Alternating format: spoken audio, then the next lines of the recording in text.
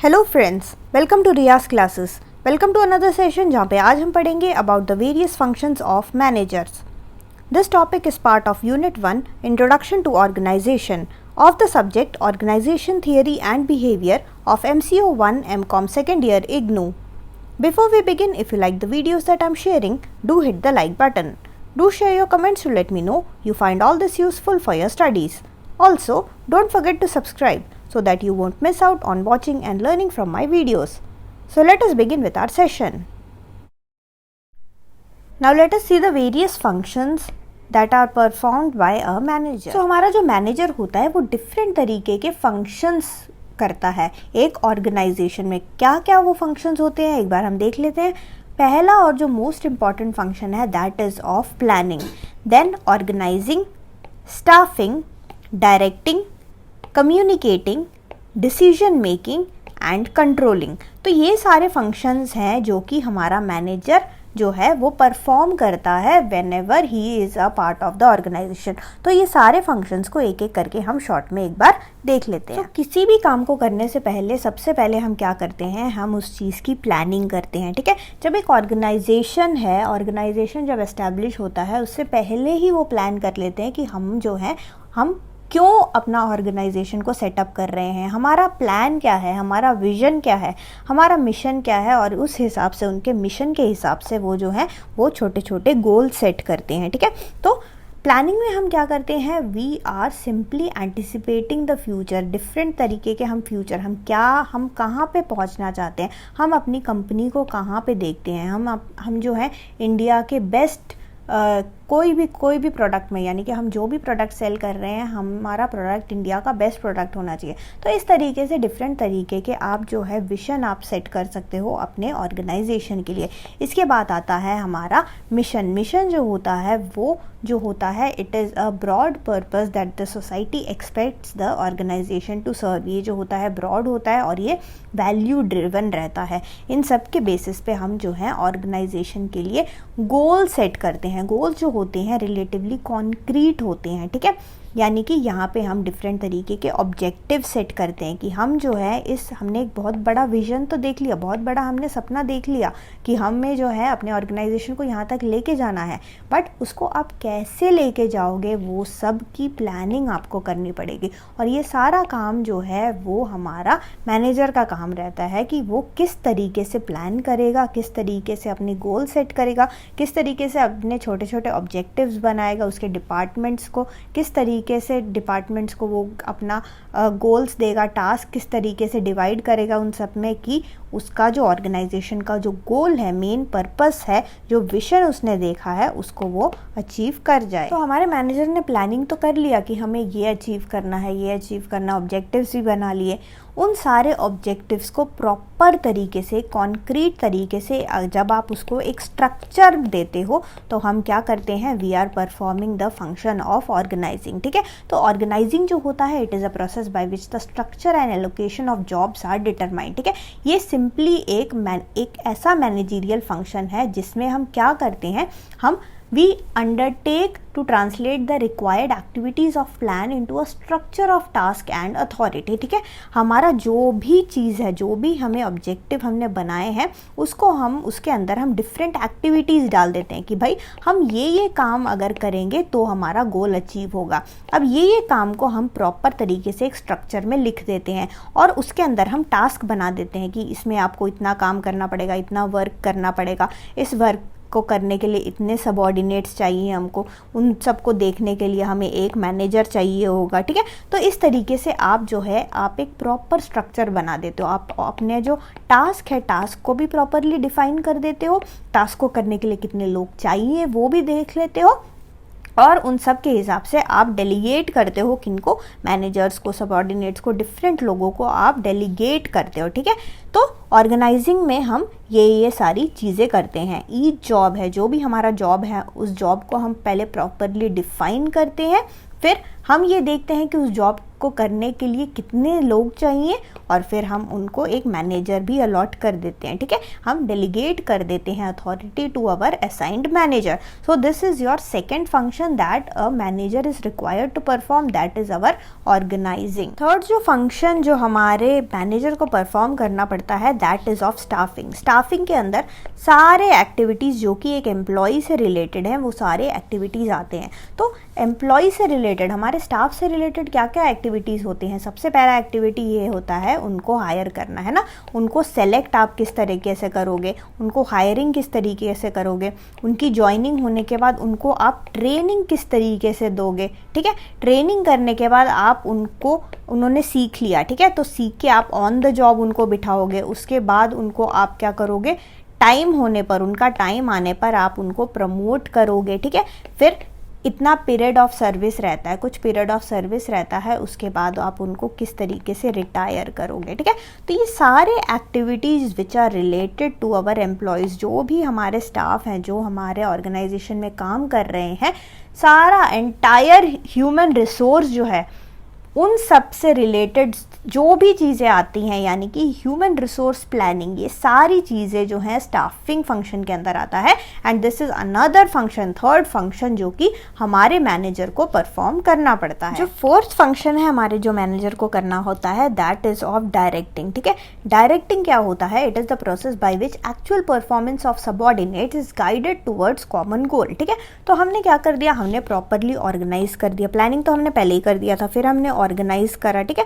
Organise करने के बाद हमने प्रॉपर स्टाफ को भी लगा दिया, वेल ट्रेन्ड स्टाफ को, वेल एक्सपर्ट स्टाफ को हमने लगा दिया काम पे।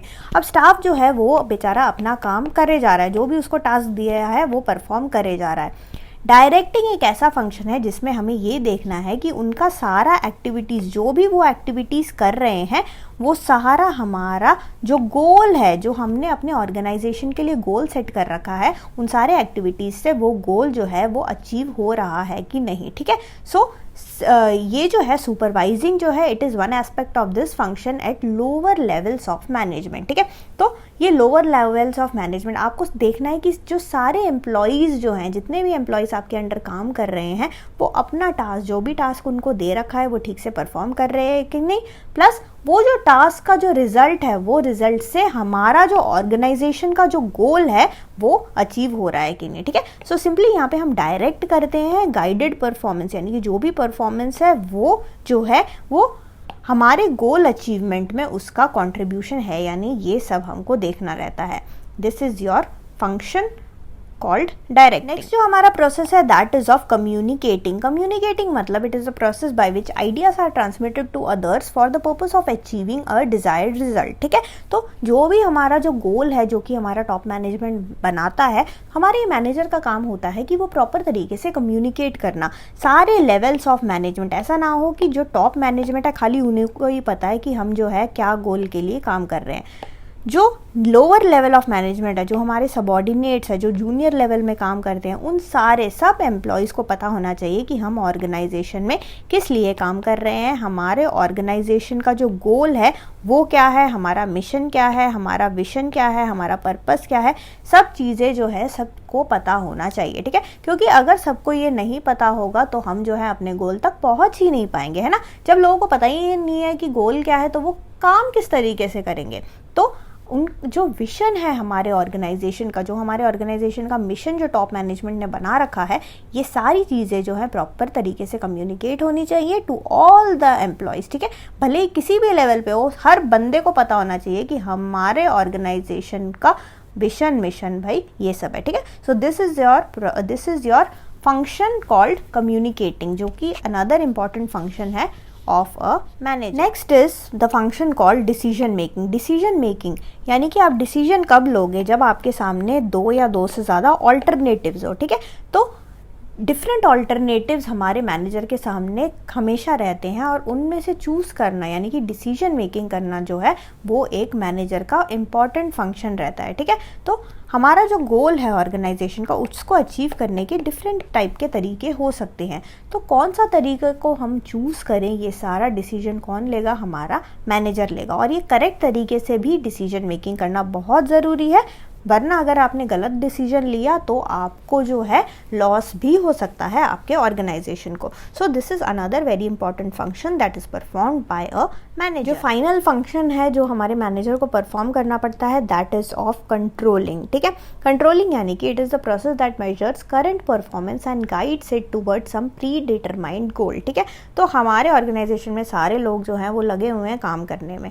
अब हमको जो है उनका परफॉर्मेंस को बीच बीच में मेजर भी करना पड़ता है। उनका जो करंट परफॉर्मेंस है उसको आपको क्या करते रहना पड़ेगा, आपको मेजर करते रहना पड़ेगा और देखना पड़ेगा कि उस करंट परफॉर्मेंस से हमारा ऑर्गेनाइजेशन का गोल अचीव हो रहा है कि नहीं। अगर हमारा ऑर्गेनाइजेशन का गोल अचीव हो रहा है तो वेल एंड गुड, कोई दिक्कत नहीं। बट अगर ऑर्गेनाइजेशन का गोल अचीव नहीं हो रहा है तो मैनेजर को डिसीजन मेकिंग करना पड़ेगा, यानी कि कुछ ना कुछ चेंजेस लाने पड़ेंगे हमारे एक्टिविटीज़ में। ठीक है, किसी डिफरेंट तरीके का कुछ और उसको ट्राई करना पड़ेगा ताकि हमारा जो है ऑर्गेनाइजेशन का गोल अचीव हो। तो कंट्रोलिंग जो है बहुत ही इंपॉर्टेंट फंक्शन है, क्योंकि कंट्रोलिंग से ही पता लगता है कि हमारा जो एक्टिविटीज़ है, जो भी हमने प्लानिंग करे हैं, जो भी हमने स्टाफिंग कर रखा है, डायरेक्टिंग कर रखा है, जो भी हम डिसीजन मेकिंग कर रहे हैं वो सही से जा रहा है कि नहीं। ठीक है, तो हम क्या करते हैं, पहले से ही कुछ ना कुछ स्टैंडर्ड बना के रखते हैं। 3 बेसिक कंडीशंस रहते हैं हर चीज़ को कंट्रोल करके रखने के लिए, सारे एक्टिविटीज़ को कंट्रोल करके रखने के लिए 3 बेसिक कंडीशंस होते हैं। पहला बेसिक कंडीशन है हमारा स्टैंडर्ड्स, यानी कि आप पहले से ही कुछ ना कुछ स्टैंडर्ड्स बना के रखोगे, यानी कि आप पहले से ही कुछ ना कुछ बेंचमार्क्स बना के रखोगे। ठीक है, बेंचमार्क्स बना के रखोगे यानी कि ये चीज़ें जो है, ये स्टैंडर्ड जो है आपको अचीव करना है और ये चीज़ आप कम्युनिकेट भी करोगे टू योर एम्प्लॉयज़। ठीक है, the second one is information and the third one is corrective action. इससे रिलेटेड आप इंफॉर्मेशन कलेक्ट करोगे कि लोगों का जो करंट परफॉर्मेंस है वो किस हिसाब से है। अगर उनका परफॉर्मेंस, जैसे मैंने पहले ही बताया, अगर उनके परफॉर्मेंस में कोई कमी है तो आपको यहाँ पे चेंजेस लाना पड़ेगा। आपको जो है कुछ ना कुछ डिसीजन मेकिंग आपको करना पड़ेगा। मैनेजर का एक फंक्शन रहता है डिसीजन मेकिंग, और उसको डिसीजन मेकिंग करना पड़ेगा कि मैं क्या ऑल्टरनेटिव को चूज़ करूं, क्योंकि इससे तो मेरा गोल है जो ऑर्गेनाइजेशन का वो अचीव ही नहीं हो रहा। तो मैं क्या ऐसा करूं, क्या ऐसा ऑल्टरनेटिव चूज़ करूं कि मेरा जो है ऑर्गेनाइजेशन का गोल अचीव हो जाए। तो हम यहाँ पे, हमारा जो मैनेजर है वो यहाँ पे करेक्टिव एक्शन लेगा। ठीक है, सो कंट्रोलिंग जो है बहुत अनदर इम्पॉर्टेंट फंक्शन है जिसमें कि हम मेजर करते हैं current performance to guide it toward some predetermined goal. Predetermined goal यानी कि हमने, हमारा जो ऑर्गेनाइजेशन है उसने पहले से ही विजन, गोल्स और मिशन ये सब पहले से ही सेट करके रखा हुआ है। हमारे मैनेजर का मेन काम ये है कि हमारा जो है इस मिशन को अचीव हो जाए। हमने जो भी गोल्स बना रखे हैं अपने ऑर्गेनाइजेशन के, वो गोल सारे अचीव हो। ठीक है, सो हमने डिफरेंट फंक्शंस देखे। कौन कौन से फंक्शंस देखे, एक और बार देख लेते हैं। जो फर्स्ट फंक्शन हमने देखा that was of planning, then organising, staffing, directing, communicating, decision making and controlling. ठीक है, सो ये सारे फंक्शंस हैं, ऐसे फंक्शंस हैं, इंपॉर्टेंट फंक्शंस हैं जो कि हमारा मैनेजर जो है उसको परफॉर्म करना पड़ता है इन अ organisation. So thank you so much for watching. Like, share and subscribe to Riya's classes. Thank you and bye bye.